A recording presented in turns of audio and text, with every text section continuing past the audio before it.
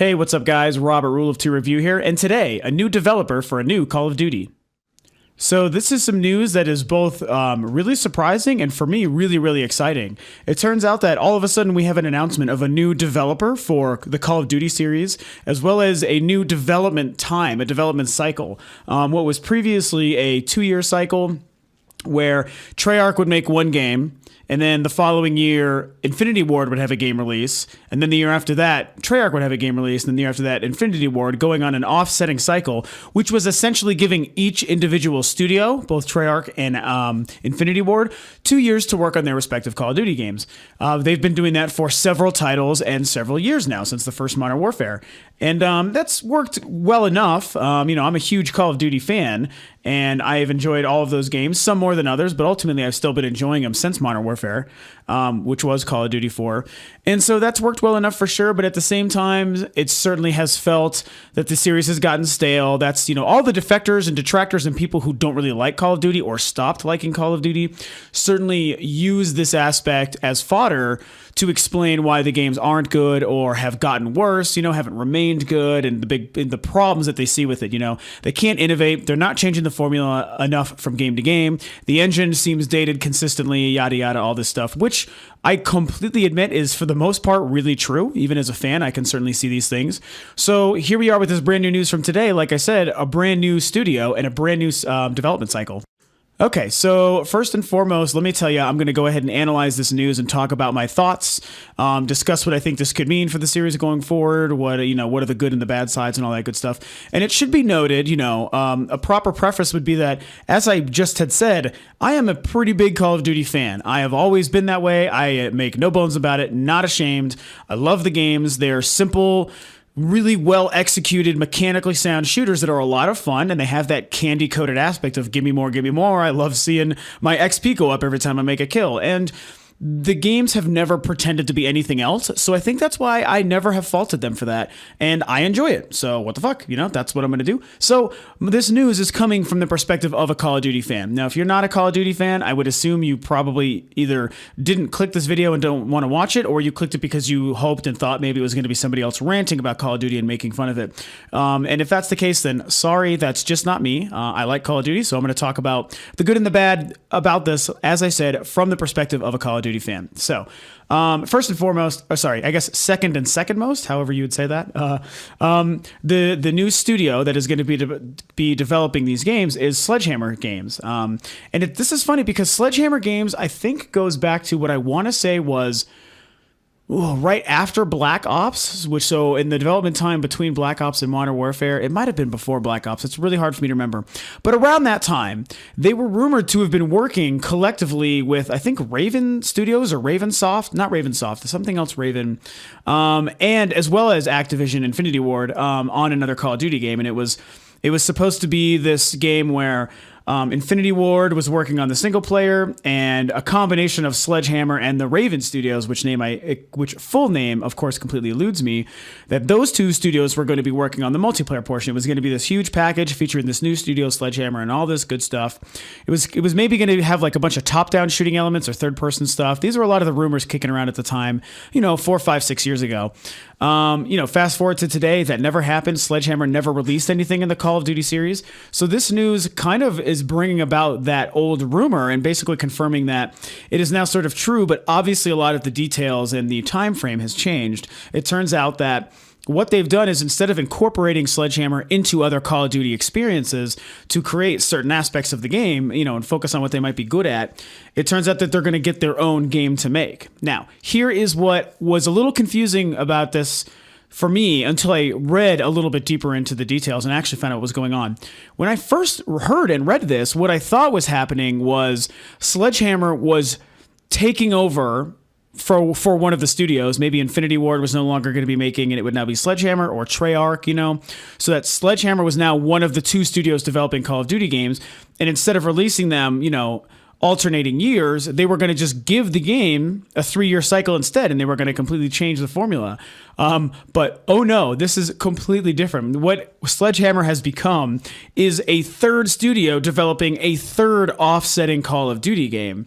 So what they've done rather cleverly. I think it's fair to say, when I think about it, ultimately, I think it's pretty clever. What they've done is they've now given themselves, a Treyarch Call of Duty game 1 year, an Infinity Call of Duty game the second year, and a Sledgehammer game the third year. And then that fourth year, we go back to the Treyarch game. And then, of course, the fifth year, we're going back to Infinity Ward and so on and so forth. So instead of doing a back and forth 1-2, 1-2, 1-2, we're doing a 1-2-3, 1-2-3, 1-2-3, which of course gives three studios three different complete whole new takes on their Call of Duty games and how they want to make them and how they want to work within those engines. And it is, again, the biggest benefit, and this is where I want to talk about why I think it's a good thing. The biggest benefit is, of course, each studio now has 3 years to make its Call of Duty game.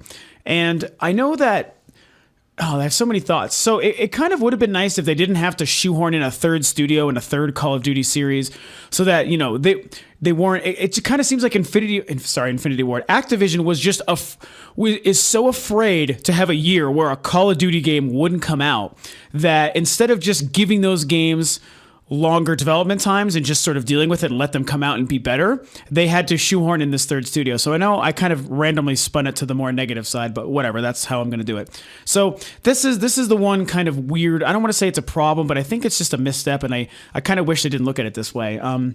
Like I said, they didn't necessarily have to release a Call of Duty game every year. I mean, as much as I like that, it wouldn't be bad to maybe get into a time frame where we're taking a break every once in a while. Why not have it be one game 1 year, another game the other year, and then just a break where there's no Call of Duty game, and then the next Treyarch's game comes out, and then the year after that Infinity Ward. I mean, it wouldn't have hurt to just allow that to happen. Instead, what they've done is, now all of a sudden they bring in Sledgehammer, and instead of having them helping, they're making their own game. So it should be noted that I'm not familiar with Sledgehammer. I don't know if they've really done anything up until now. And if they have, I just don't know about it. And I did not research before I started making this video. So if you're a Sledgehammer fan and you think I'm an asshole for not knowing who they are, I'm sorry.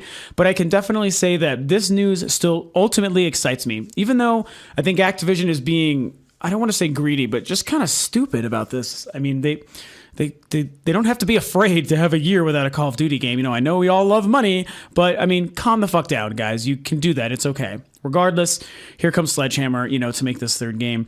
So, the other side of this, obviously the biggest benefit, that a lot of people seem to be talking about, is that through this, they have given, as I had said, a consistent 3-year development time for Call of Duty games. And I think that is only going to be a benefit.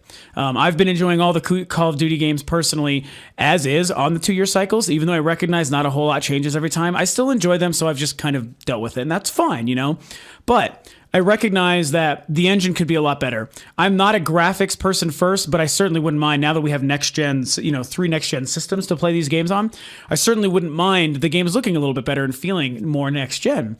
And I think that it kind of shows that they were at least still considering giving a little bit more TLC, some real care to these games and wanting to make them better. They kind of took the greedier path to get to this point, but at the end of the day, I think the end result is going to be worth the fact that we know Activision was trying to be a little bit greedy and, is finding this sort of roundabout way to give the thing that everybody has wanted, more development time to make better playing and better looking games, and kind of just used it to become this money, this continual money revenue generating kind of thing. So I don't know. Sorry, I got totally stuck on my words there for some reason, but you know what I'm saying. I think it's a very interesting take. So despite the fact that they might not have chosen the best way to do it, which I think is what I was trying to say a second ago, I still think it's going to be worth it for what we're going to get out of it. So, the last thing is the very interesting idea on what Sledgehammer Games is going to be doing. Infinity Ward has now finally moved past the Modern Warfare series, and they've just released Ghosts, and who knows if they're planning on doing Ghosts 2 and 3 and 4, or if they're going to make a different game every year or find a way to continue their series. Treyarch, who knows if we're going to get Black Ops 3 or if we're going to get something else brand new. Sledgehammer, who even knows? Maybe they do something crazy where they make a game more specifically focused on something like the Zombies experience or the Extinction Alien experience, something like that. Maybe that's the kind of game that they're trying to make. And that could actually be really cool. They could almost be making what's going to feel like the Left 4 Dead version of Call of Duty, whereas Infinity Ward and Treyarch can continue making the games that they're making, small campaigns, very heavy emphasis on multiplayer stuff. And then Sledgehammer comes in and starts doing these different things like co-op campaigns and action-oriented, goal-oriented types of games and matches, bringing in the zombies and the more fantastical elements, stuff like that. Maybe they're trying to split these ideas so that they can market each game that much more differently from the other games. That could actually be really cool. I mean, it could end up being completely not cool, of course. That's always the case with these things, but I'm the kind of guy who wants to keep the faith and, believe that they're going to do the right thing and still make good Call of Duty games no matter how they're going about it. So there's definitely a lot of potential for that. And so what I'm really going to want to know and be excited to find out is exactly how they are going to change these games and take advantage of the 3-year development cycle. As I had stated, there's a lot of different play mechanics that they can probably improve on. The basic foundation and the core of the Call of Duty experience, personally, I still really enjoy. I do not think it's broken. I do not think it needs to be completely overhauled. It simply doesn't. It can be improved in a lot of ways. They do these minor little tweaks every year, but they've never really improved it. They've just, tweaked or changed it. And it would be interesting to see what they can do and what they can come up with this brand new, with all this time, what kind of brand new concepts they can finally bring into the structure of the game and the way the gameplay mechanics actually feel. Again, with the engine, we've got now the 3 next-gen systems coming out. You got to think the next 1 or 2 Call of Duty games are probably going to come out on the PlayStation 3 and the Xbox 360 as well. But I think it's really going to be the PS4, Xbox One, Wii U versions we're focusing on going forward. So I really want to see what they can do with the power of those systems and, really make these engines and the graphics pop and make the worlds bigger and the destructible environments mean more to the experience of the game, Maybe we can finally get some better story-related stuff. I mean, I prefer the multiplayer stuff in Call of Duty, don't get me wrong, but I love a great campaign. It's why I prefer Halo to Call of Duty overall, and other good FPSs like that is because the story and the campaign and the characters are good, and Call of Duty doesn't really have that. It does, of course, have the best multiplayer on the market, for me, personally, I think. But I think that this could maybe give them a chance to, fill out the package a little bit better, no pun intended, and make the single-player campaign really mean something, and maybe this continuous arcing structure, and who knows? I mean, they could definitely go in a lot of different directions with that. And I, of course, as you know, am a Nintendo and Wii U gamer first. It's the next-gen system that I play the most and will continue to play the most probably for a while. Simply because of the gamepad, that's definitely how I'm going to want to play my Call of Duty games going forward as well. So as I've talked about before, I've kind of given Infinity Ward a little bit of shit because even though I love Ghost as a Call of Duty game, they completely dropped the ball with that gamepad and didn't really take advantage of the amazing tool provided to them. So I really want to see these companies step up now going forward. As a Nintendo fan and a Wii U fan, make that shit matter. It's there to make your games better. It's there to be an exhibition for your creativity. Do you have creativity? If you do, take advantage on the Call of Duty games on the Wii U going forward. Make that game significant. Make it stand out. Make it different. That gamepad can do amazing things for Call of Duty. Having played Black Ops 2 and Ghosts on the Wii U consistently, I can tell you, I could probably name 20 ideas off the top of my head that would make those games way better and make the use of that controller in amazing ways that would improve the first-person shooter and Call of Duty experience. It's the goddamn reason the Wii U was made. It's the goddamn reason the controller exists. So stop being daft, be imaginative and creative, show us why you are the company you are, and make that matter for that next-gen version of the game.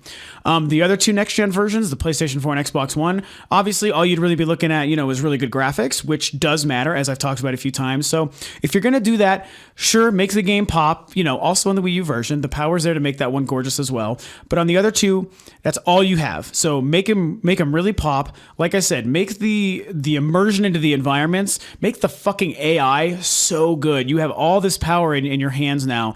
Take advantage of it. Don't let development of the last gen versions bog down the 3 next gen versions. I think that could be a huge mistake going forward. But I believe after a game or 2 that we won't be having that. Maybe for the first few, but I think that eventually, because I do, again, like Activision, I do really like Infinity Ward, so I believe that they're going to do this right, So what is the release structure going to be now?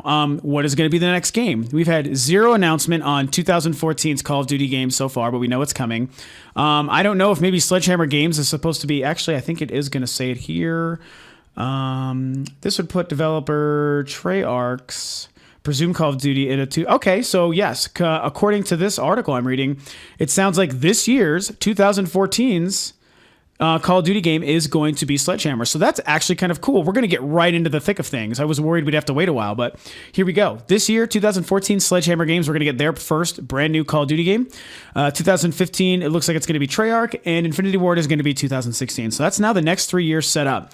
That's giving, Infinity Ward is having 3 years. They went from their 2013 Ghosts all the way to 2016 when their next game comes out, and same with Treyarch. So this is all getting really exciting, and this is based on almost no information. I mean, all we have to go on is everything I told you in the beginning of the episode. That's it. Everything else has just been me kind of speculating and running amok on my excitement and, kind of thinking about the theories of what this could all mean and where it could go, good and bad. So, looking at these dates, thinking about the structure, knowing that Sledgehammer Games' game is the one coming first, that is super, super exciting. So, I don't know. I guess at the end of the day, that's kind of my quick, not so quick kind of thoughts on the whole subject. As I said before, I'm a Call of Duty fan, so these are my thoughts. Mostly excited with a little bit of trepidation, but I'm going to maintain faith. What do you guys think? Are you a Call of Duty fan? If so, do you see this as good or bad, and why? If you're not a Call of Duty fan, you probably hate the shit out of it, so you feel free to make fun of it if that's what you want to do.